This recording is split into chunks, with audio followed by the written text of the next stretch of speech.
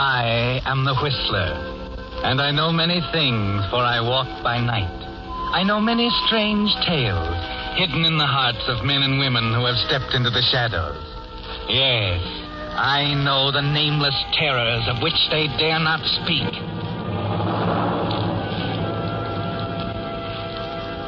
Yes, it's time for another strange tale by The Whistler. Each Wednesday evening at this same time, The Whistler brings you an unusual story of conflict and emotion. Tonight, The Broken Chain.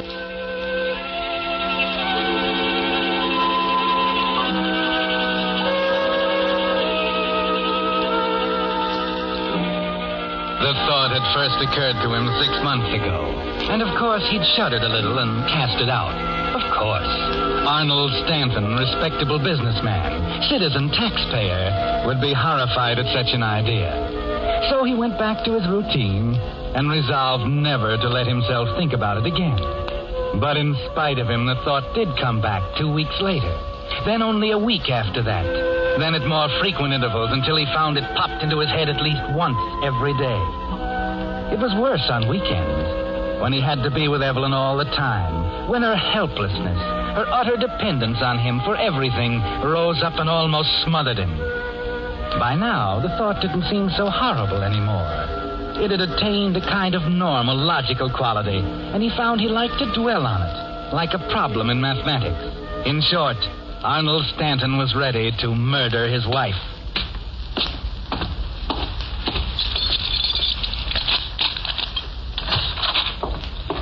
Is that you, Arnold? Yes, Evelyn. You're a little late tonight, dear. Did you miss the bus? Sam Moore drove me home. Oh, of course. It is Monday. Yes, Evelyn, it's Monday. Oh, you look so tired, darling. I think you've been working too hard. Kiss? Of course. That's better. You know, we ought to take a little vacation, a day or two. A week, perhaps. We could get a cabin At Wilder's Cove, right? What's the matter with Wilder's Cove? Nothing. It's been good enough for the past 10 years. I suppose it'll do for the next 10. Oh, you're a darling, Arnold. You always manage to see things my way. And Miss Roberts could look after things at the office while we're gone. Dinner will be ready in just a minute. Oh, how is she these days? How is who? Oh, Miss Roberts, silly. Same as ever. You know, darling, we ought to have her out to dinner some evening. Not that I want to share you with another woman, but I think about Miss Roberts, and I feel sort of superior. She must lead an awfully dull life. I don't know. She seems to have her interests. Oh, such as they are. Poor dear, working so hard in your office all day, going home to that dreadful lonely apartment. Oh, darling, I'm so lucky to have you. I don't know what I'd do if anything should happen, but we won't ever talk about that, will we, dear? We're so happy, Arnold. Now, you sit right down with your paper, and I'll have dinner on the table in just a second. Very well, dear. But there's nothing wrong, is there, Arnold? No. Why? Well, you've hardly said a word. What's the matter? Cat got your tongue? Ah, there's it, dear. Now, I'll call you in a shake. I have a special surprise. Baked beans, just the way you like them, and apple turnovers. Is that right?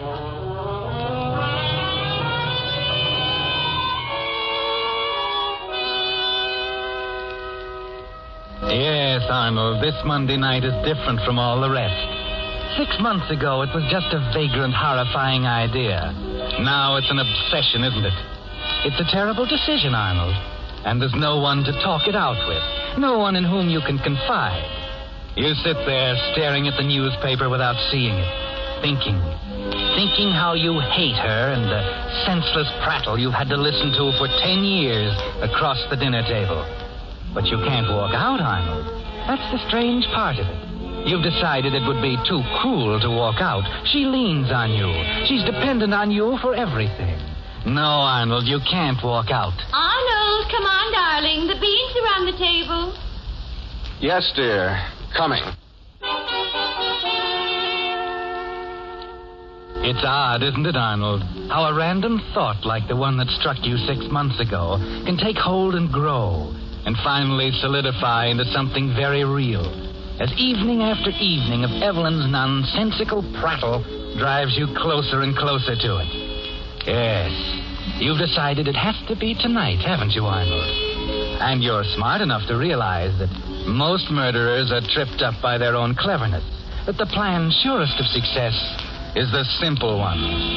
As usual, you help Evelyn with the dinner dishes. But tonight your mind isn't on your work. That's my best Haviland china. I don't know why, but it struck me tonight that there's no use letting it gather dust in the closet. We almost never use it, and I said to myself, there's no use having nice things if you can't enjoy them. I think that's right, don't you, Arnold? Don't you think that's right? Arnold, aren't you listening to me? Oh, sorry, dear. Yes, of course. Oh. Well, here's the casserole. Be careful, dear. I was saying about using the Haviland for every day. Yes, there's no use having nice things if you can't enjoy them. Well, I hope you don't think it's wrong, Arnold. It is lovely china, but after all, what's the use of having dear, nice... Of course. Oh, do be careful with that casserole, dear. Aunt Leona gave it to us for a wedding present, remember? Poor darling. She'd be alive today if it weren't for that terrible accident. What? Accident? I don't remember. Oh, of course you do, dear. The bathtub. The bathtub? Arnold! Our best casserole!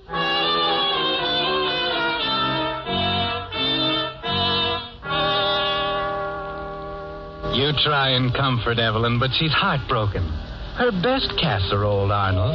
You do feel sorry for her, don't you? It's clear now that you could never leave her.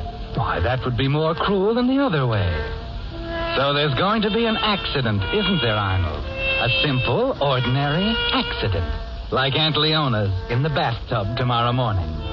Everyone knows she sleeps late. That you always have breakfast in town. That you're at the office working before she gets up.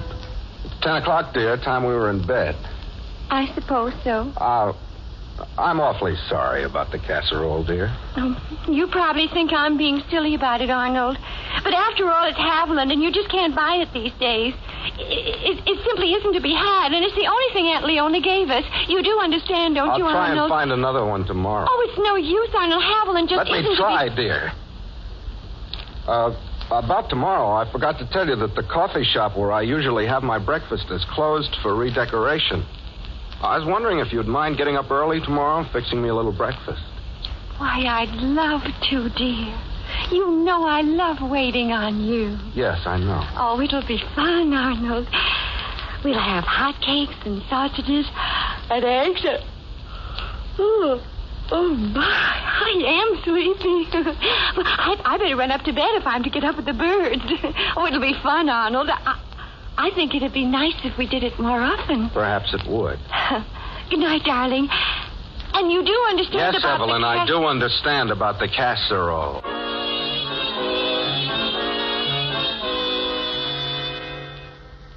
It's a long night, isn't it, Arnold? The longest night you ever spent in your life. You lie there wide awake, looking up at the ceiling, at the shadow of the chandelier in the moonlight, the black silhouette of its chain against the pale gray of the ceiling. Yes, Arnold, a chain.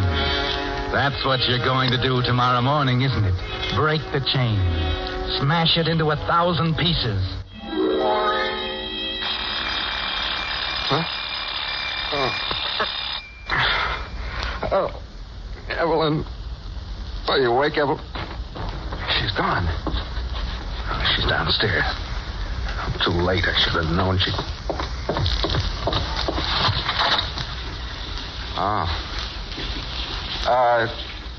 Evelyn? Is that you, darling? You see, I didn't forget. I'm just getting into the tub, and I'll have breakfast ready before you get dressed. Don't hurry. There's plenty of time.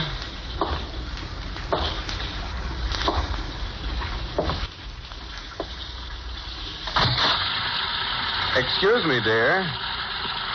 There's just one thing before I go downstairs.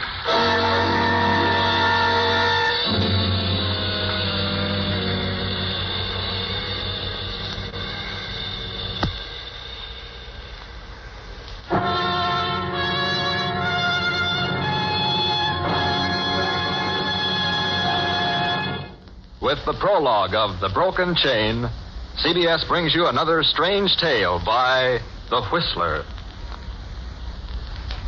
Now, back to The Whistler.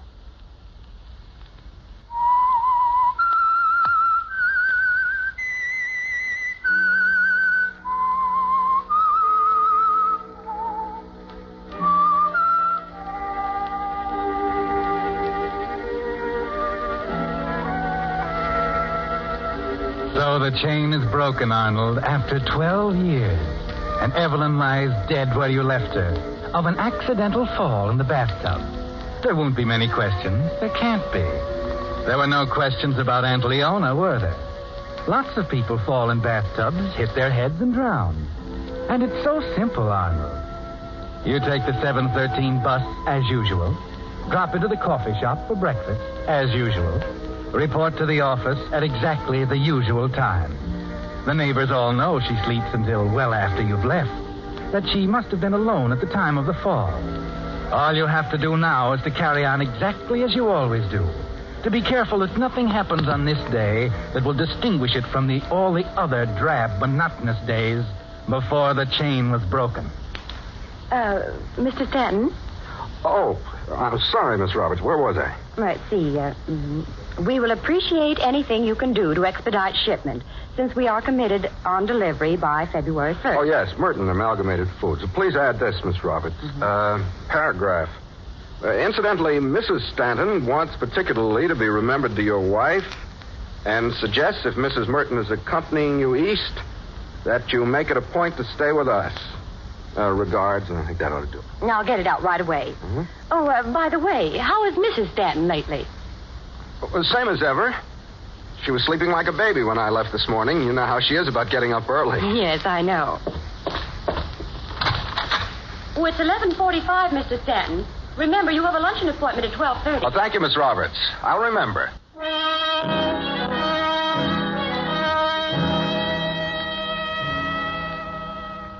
11:45, Arnold. Business as usual. They haven't found her yet. They'll call you as soon as they do, and it can't be much longer. 11:45. Who'll find her, Arnold? The grocery boy or the mailman, perhaps? No, they wouldn't go upstairs. It'll probably be Mrs. Bronson down on the street. Nosy old Mrs. Bronson coming around just about now, pounding on the back door. Oh, it's you, Richard. Well, what's the matter, Mr. Stanton? You nearly jumped out of your chair. Tuesday, you know, our day to go over the accounts.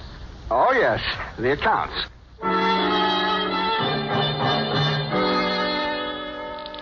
Business as usual, Arnold. Everything you do this day is going under a microscope. Richards will remember how you jumped just then. Concentrate on the figures, Arnold. 1944-45, our accounts with Great Western Stores amounted to $72,800. But you can't concentrate, no matter how hard you try. Mrs. Bronson will knock on the back door and no one will answer. But how will she get in to discover Evelyn? Did you leave the door unlocked, Arnold? You were so excited that you might have forgotten. That would mean you'd have to find her yourself tonight when you come home. No, I can't do that. What was that, Mr. Stanton?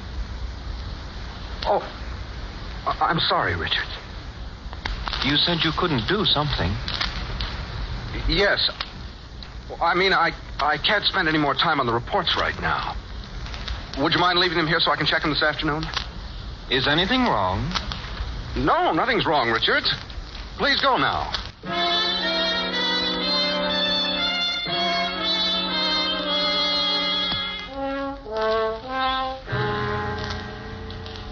There was a Mr. Weston Haverhill to see you while you were out to lunch, Mr. Stanton. Haverhill? I don't know any Haverhill. Well, rather nice-looking young man. Was he here on business? Well, he said it was personal and quite important. I see. Anything else? No. Were you expecting anything? No, Miss Roberts. Nothing. Oh, well, here's your letter to Mrs. Merton. I included that additional paragraph about your wife and... Oh, that reminds me. What? Reminds you of what? Oh, I'm sorry. There was another message while you were out to lunch, and I don't know how I could have overlooked it. It was right on my pad. What was it, Miss Roberts? Well, it was nothing urgent or anything like that. What was the message? It was from your wife. She said she's playing bridge at Mrs. Bronson's and may be late getting home this evening. She didn't want you to worry about her. That's all.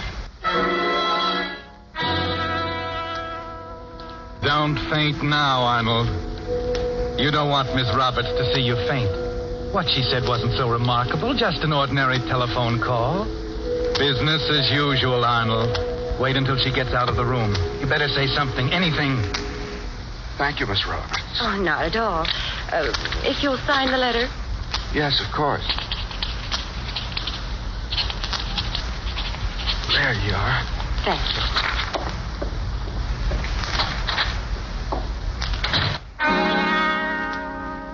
All right, Arnold, she's gone. You can let go now. She won't be back. That's it. Put your head down on the desk and let everything go black. It can't be true. She's not alive. I saw her die. She's not alive. I'll go home and... No, I can't go home. I can't take the chance. Business as usual.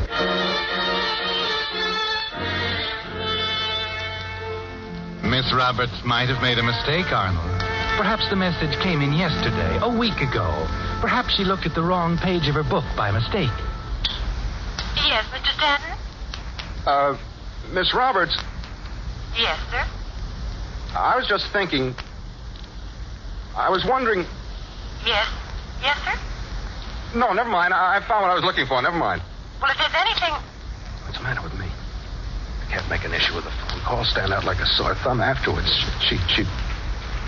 I know she's wrong. I know it. But I gotta rest. I gotta get myself together. Yeah, rest. Try to forget about it.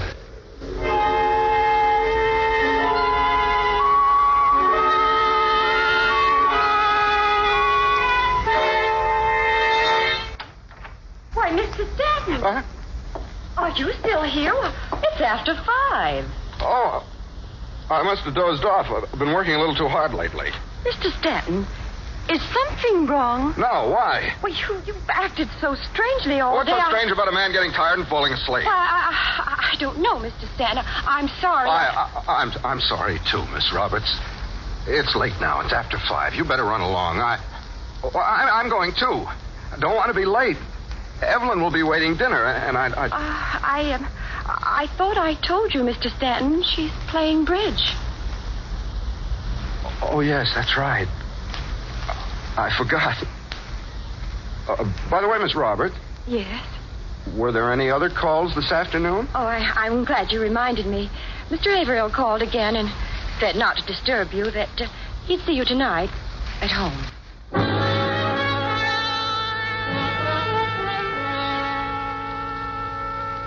Mr. Haverhill. Mr. Haverhill. You don't know who he is or what he is, Arnold, and you haven't got time to think about it now. Perhaps he's a plainclothesman, a detective. Anything is possible, isn't it? You've been such an awful failure. Business as usual, Arnold. Nothing you've done today was usual. Barking at your secretary, jumping at open doors, falling asleep exhausted for 4 hours this afternoon. And they'll remember everything when the time comes, Arnold. But still, you can't run out now. You've got to go through with it. You've got to go home and find out once and for all.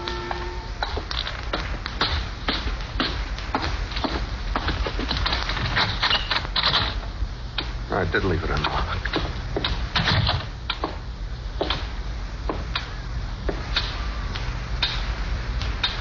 Evelyn?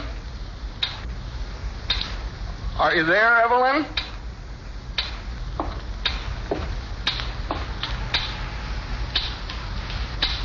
Evelyn?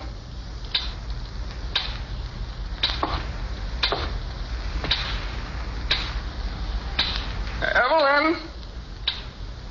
Evelyn!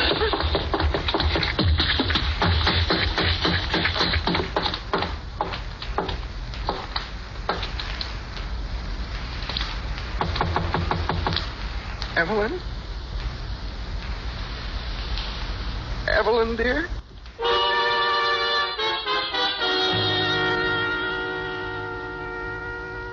You stop with your hand on the bathroom doorknob.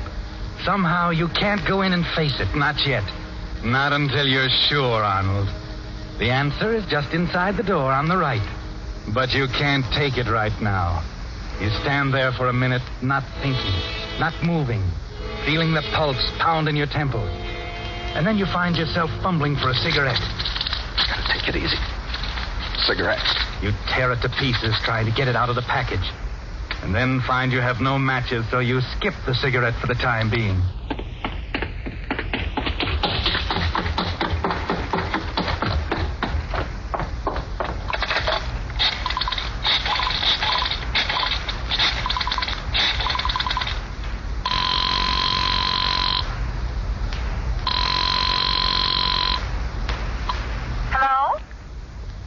Hello, Mrs. Bronson? Yes. Who's this, please? Arnold Stanton. Oh, yes, Mr. Stanton. I don't want to bother you, Mrs. Bronson, but... Well, is anything the matter? You don't sound quite like yourself. No, nothing like that, Mrs. Bronson. I just... Yes? There was a message for me this afternoon at the office. Something about Evelyn playing bridge, I think. Oh, yes. She isn't there with you, is she? Why, yes, Mr. Stanton. She's right here. Would you like to speak to her? Yes, I would. Well, just hold on. Evelyn? Evelyn, dear? Hello? Evelyn? What's the matter with you? Evelyn, I don't understand. Wait a minute, Mr. Stanton. This is Mrs. Bronson again. Evelyn isn't here after all. I'm terribly sorry. She must have left while I was talking to you. Probably on her way home now. Ought to be there.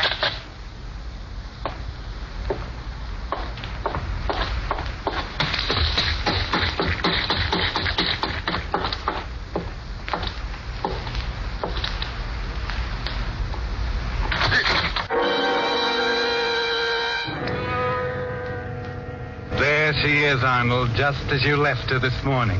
There's only one answer now. They discovered her and they're trying to trap you. Mrs. Bronson knows. Miss Roberts knew this afternoon. They all know. You run to the window at the end of the hall and look down onto the porch. A tall, serious young man is waiting at the front door. You know who he is, don't you, Arnold?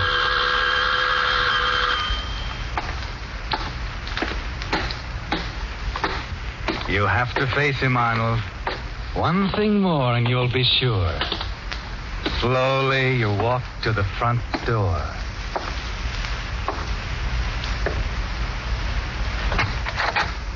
What is it? What do you want? I'm sorry, Mr. Stanton. Get it over with. What do you want? My name's Haverhill. I've come to talk to you about your wife. I thought so. It's a rather serious proposition, you know. Well, can't you come back later? No, I want to... Listen. Just give me 5 minutes. That's all I want. Just 5 minutes. Now, wait a minute, Mr. Stanton. Go away. Now, look come back later. Go away. Go away.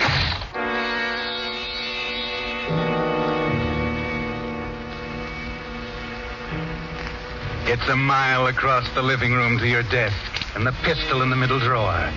You'd given it to Evelyn, Arnold, because she was afraid while you were away at the office. Because she couldn't stand being without you alone. You take it out.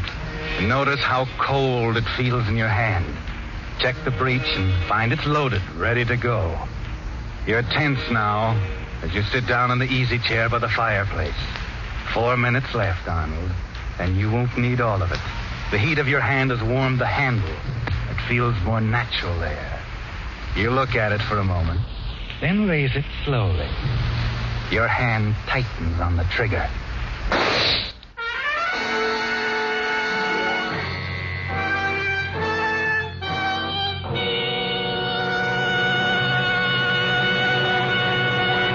The Whistler will return in just a moment with the strange ending of tonight's story. Now, back to The Whistler.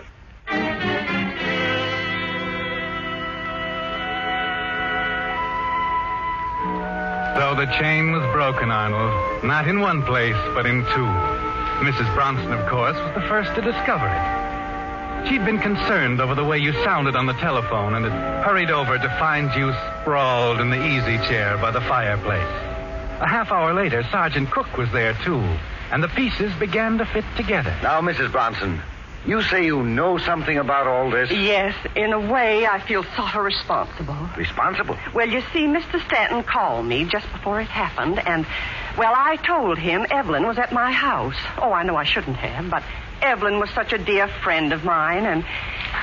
Well? Well, I don't think I was party to it. I never really approved. But there was this other person, Mr. Haverhill. Mr. Weston Haverhill? Yes, Evelyn had been seeing him for some time. I told her she was very wrong. That the least she could do would be to tell her husband she was in love with someone else. But she felt so sorry for Arnold. Said he was so dependent on her. Yes? Mr. Haverhill wanted to have it all out with Arnold, to be above board about the whole thing. But Evelyn couldn't face it. So I covered up for her. What do you mean, covered up for her? Well, Evelyn and Mr. Haverhill were going to spend the day together, something special. And I called Mr. Stanton's office and pretended I was Evelyn. Said she was at my house playing bridge. Then, when he got home, found she wasn't there, he called me to check up on her. And you told him the same thing? Yes, I told him she just left. What else could I do? It must have been a terrible shock when he found her there in the bathroom. Yes. Arnold couldn't stand it, poor man. He just had to be with her. You know, it makes sort of a perfect ending. He never would have been happy without her. He loved her so.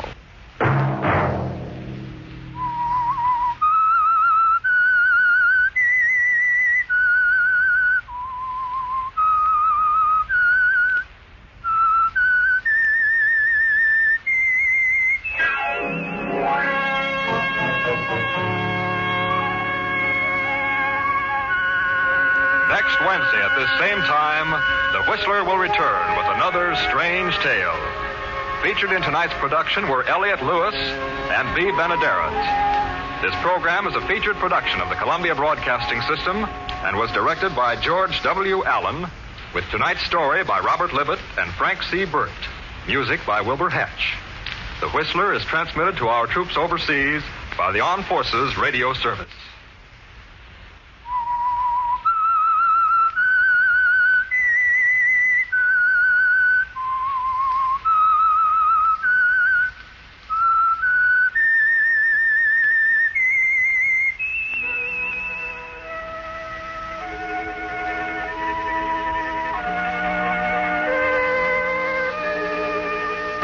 Speaking. This is CBS, the Columbia Broadcasting System.